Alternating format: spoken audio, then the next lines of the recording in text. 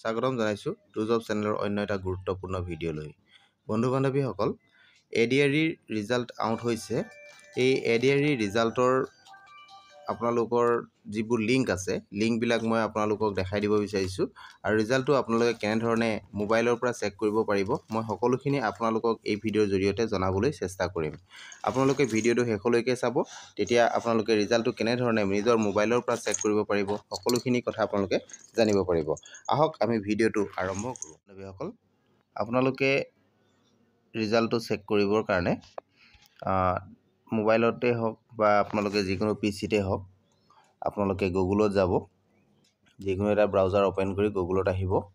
গুগলত আহি ইয়াতে গুগলত সাৰ্চ কৰিব আপোনালোকে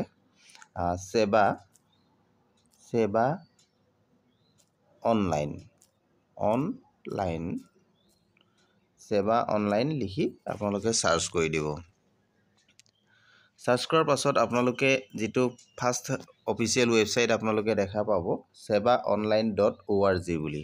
এই sevaonline.org আপোনাৰ ৱেবছাইটটোত আপোনালোকে যাব, ইয়াতে ক্লিক কৰিব। ক্লিক কৰাৰ পাছত আপোনালোকৰ সেৱাৰ যিটো অফিচিয়েল ৱেবছাইট, সেই অফিচিয়েল ৱেবছাইটটো অপেন হ'ব। ইয়াতে আপোনালোকে গ্ৰেড 3 আৰু গ্ৰেড 4 আৰু গ্ৰেড 5ৰ যিখিনি ড্ৰাইভাৰ লেভেলৰ পদ আছে সকলোখিনি ৰিজাল্ট আহি গৈছে। এই ৰিজাল্টখিনিৰ কাৰণে আপোনালোকে এনেধৰণে চাব পাৰিব। মই আপোনালোকক দেখাই দিম, আপোনালোকে চাব।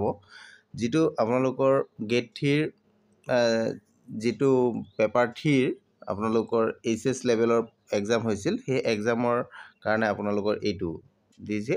ইয়াতে আপোনালোকৰ 3টা লিংক দিয়া হৈছে। এই 3টা লিংকৰ যিকোনো এটা লিংকত গ'লে আপোনালোকে ৰিজাল্টটো চাব পাৰিব। মই এটা দেখাই দিছোঁ, যিকোনো এটা লিংকত আপোনালোকে ক্লিক কৰিব। মই ইয়াৰে এটাত ক্লিক কৰিছোঁ। ক্লিক কৰাৰ পাছতে আপোনালোকে এইখন চাৰ্টখন আহি যাব।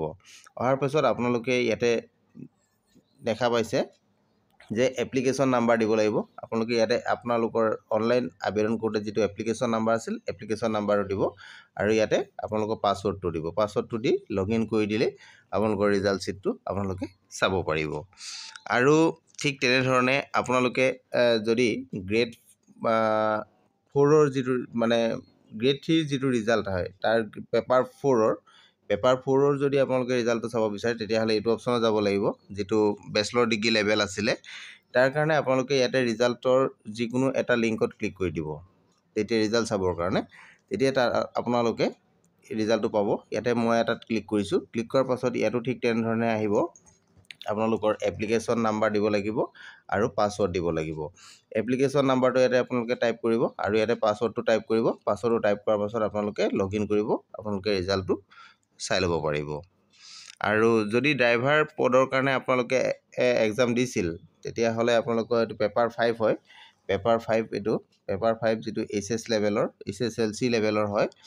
এই HSLC লেভেলৰ ড্ৰাইভাৰ পদটোৰ কাৰণে আপোনালোকে ইয়াতে এই 3টা লিংক আছে। এই 3টা লিংকৰ যিকোনো এটাত আপোনালোকে গ'লে ৰিজাল্টটো চাব পাৰিব।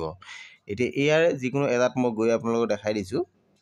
ইয়াতে যোৱাৰ পাছত আপোনালোকে ঠিক তেনেধৰণে আপোনালোকৰ এপ্লিকেশ্যন নাম্বাৰটো ইয়াতে টাইপ কৰিব আৰু পাছৱৰ্ডটো ইয়াতে টাইপ কৰিব। টাইপ কৰাৰ পাছতে এই জেগাকেইটাত টাইপ কৰাৰ পিছত আপোনালোকে লগ ইন কৰি দিলেই আপোনালোকৰ ৰিজাল্ট শ্বীটটো আপোনালোকে চাই ল'ব পাৰিব। এইখিনি এনেধৰণে আপোনালোকে চাব পাৰিব। মোবাইলতো চাব পাৰিব। আপোনালোকে যিকোনো ডেস্কটপ বা পিচিটো গৈ এনেধৰণে নিজৰ মোবাইলৰ পৰাই আপোনালোকে ৰিজাল্ট শ্বীটটো চাই ল'ব পাৰিব। নিশ্চয় বুজি পাইছে। আৰু যদি আপোনালোকৰ চাবলৈ কিবা অসুবিধা হয়, তেনেহ'লে কমেণ্ট কৰিব, মই আপোনালোকক সহায় কৰিবলৈ চেষ্টা কৰিম। Thank U.